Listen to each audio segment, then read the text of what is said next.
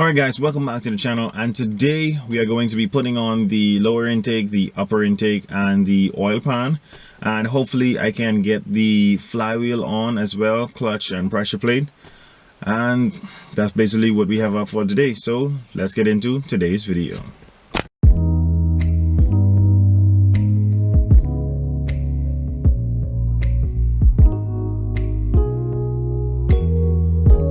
Alright, so first things first, we're going to be putting on the lower intake. I already have the gaskets in place, and how you know which gasket goes where, you're going to see these little plastic pins. They sit right into the manifold when you set them in the right position, just like that. You just press them down. These don't really need any silicone or any prepping. They have their own hard plastic and a little I guess silicone inserts in them. Just make sure those are good, and then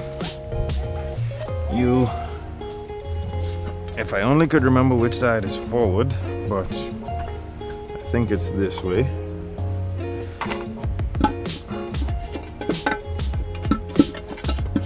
This can be a bit tricky with your EGR in.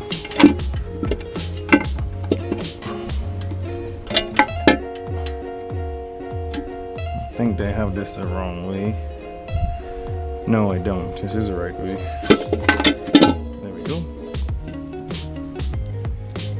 Flat side of the intake manifold, this flat edge is to the back, these two pointed edges are to the front, and then you just line up the holes. There are 10, ironically enough, 10 10mm bolts that hold this in. So you just want to get a ratchet, but the first thing you want to do is just drop them in, make sure the holes are lined up. So I'm not tightening these down now. What I'm just doing is bringing them snug.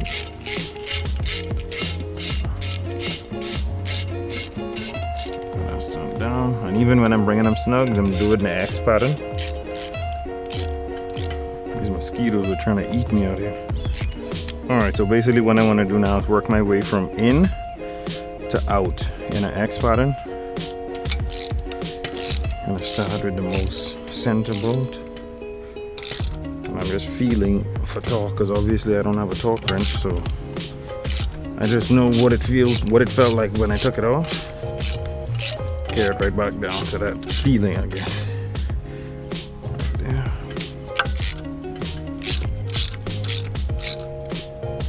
Okay. That'll be this one. Right there.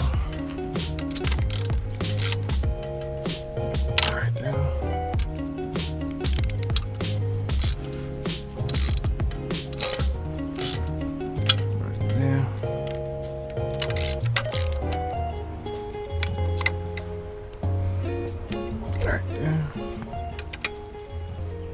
Two more to go.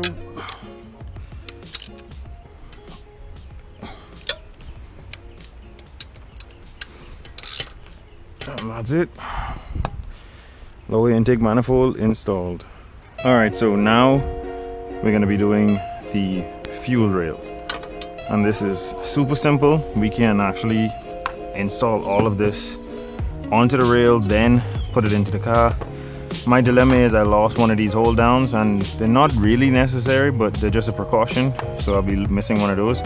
I have a little bit of oil right here in this oil cap, which is 5W30. You just want to rub your O-rings, make sure they're lubricated so they don't get pinched when they're being installed. So rub one, and then you can pop it right on in there. Take your hold down. Always remember the orientation you want your wire harnesses to be at, so you just turn the rail or turn the injector the way you want it, and then it should be good to go. I'm trying to remember how I got these in. Oh, there we go. And the two metal tabs you want to press into the rail, and that's it. Should be on there good now, and the injector can move, and the hold down is on it. Just for added protection that the injector doesn't come off, you can press these tabs in using any type of screwdriver, and I should give it some strength.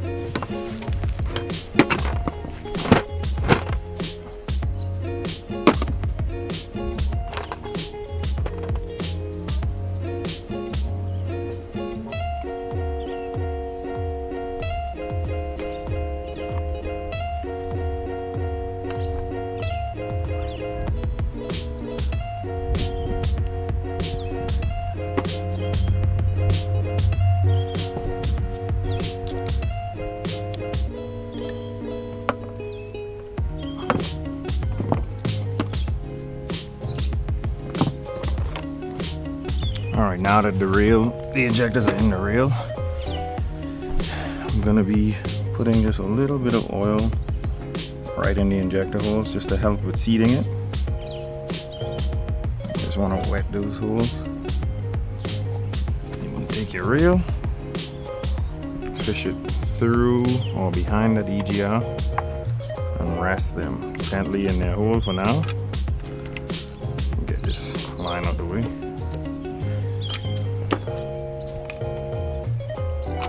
There we go.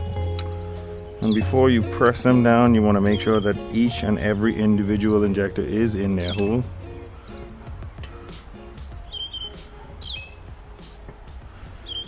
Alright, you just want to press on it. And wiggle. Same thing for this side. Make sure all of them are in their hole. Just want to press down and wiggle. There you have it, and it should line up with the holes. That's how you know it's down. Just do the same thing for this side now. Press and wiggle.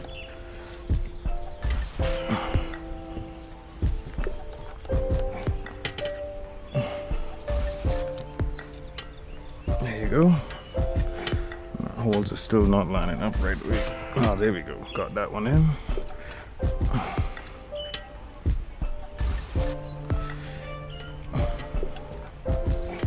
There we go. Might take a bit of force to get them down, but you're not gonna break them. Now, you're gonna take the clean side of your 10mm bolts. Just thread it in.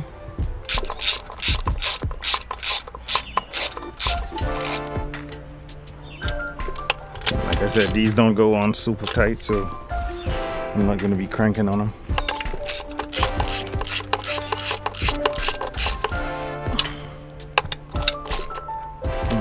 Injectors, fuel rail connected. Now we are going to install the upper intake. Alright, so the gasket for the upper intake is the same way. It has these two little plastic clips, and you're going to see the holes for those. Just line those up, press them down. Take your upper intake manifold. You can take all of these vacuums off, but I just decided to leave them on to make it easier on me. Line up your holes. There are 7 bolts, 2 long, 4 short. Or at least there are 6 bolts. And the 8mm bolts.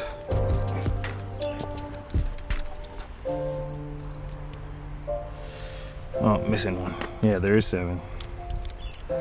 So 2 long bolts, not self-explanatory. They go in the tallest part of the manifold.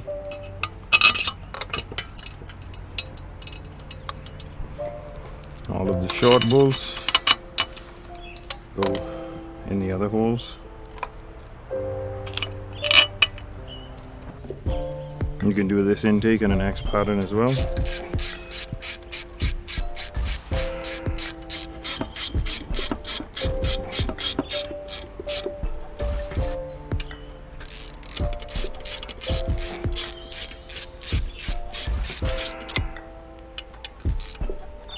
Alright, lower intake, fuel rail, upper intake installed. Now what we're going to do is bolt that EGR back up. And the harder side goes towards the EGR.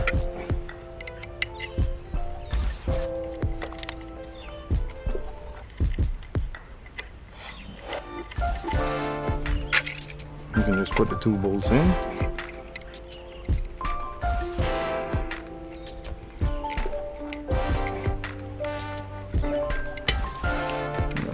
Up.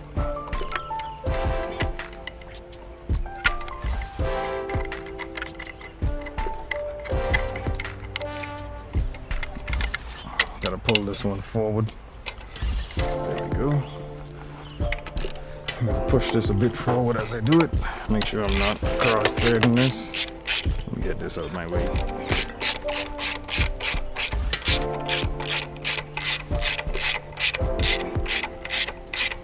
Eventually I am going to be deleting this EGR, but just for now we're going to tighten this back up, make sure we don't have any exhaust leak. There you have it. Those other bolts are for a plate that goes around it. We're going to install that now. Alright, so this is the plate. It goes over this EGR. Two 10mm bolts. Real simple.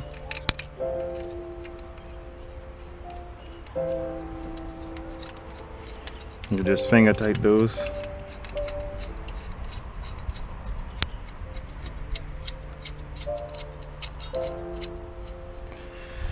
And then probably put 1 or 2 turns on it. And that's it. This doesn't need a whole lot of torque on it. Alright. Get my rag. I'm just gonna wipe this off. I'm gonna show you guys a few tips to get this not to leak. Make sure it's dry.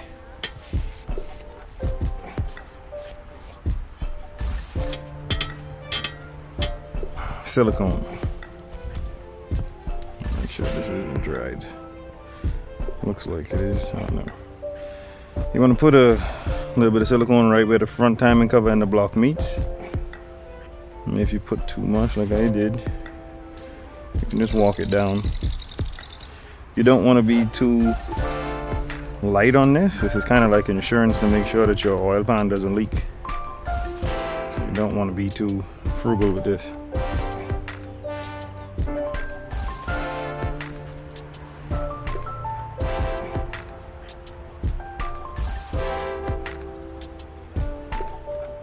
It's basically the 4 corners.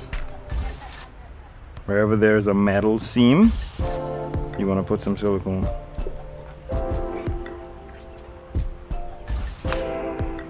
And they line up. So I'm just going to rest this on. Tacky it up with the silicone. I need to get this motor.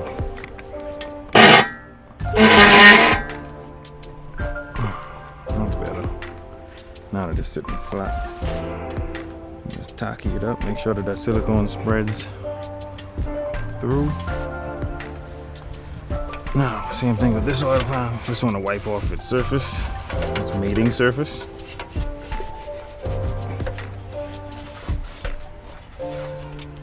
Let me shake it out. Just want to rest it right on. And that's it. Let's get the bolts, put all the bolts here.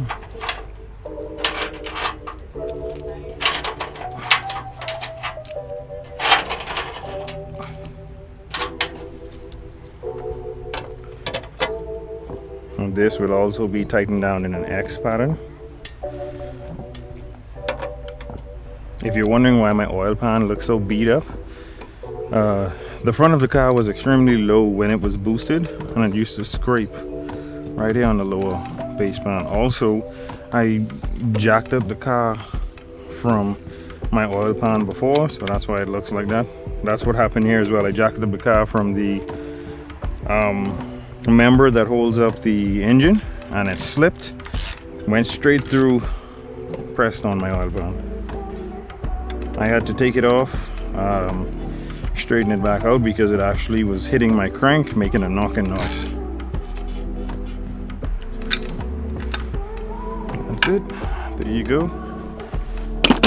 The motor is completely back together. Alright guys, so there you have it. My 4.6 valve, 4.6 liter, 4 valve motor is back together.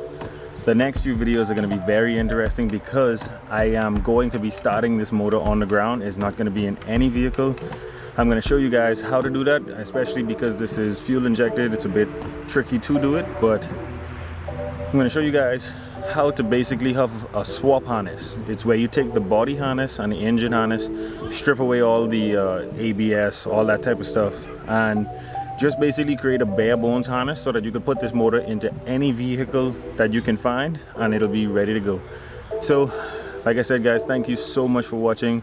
Don't forget to like, share, and subscribe. I'll catch you guys on the next one.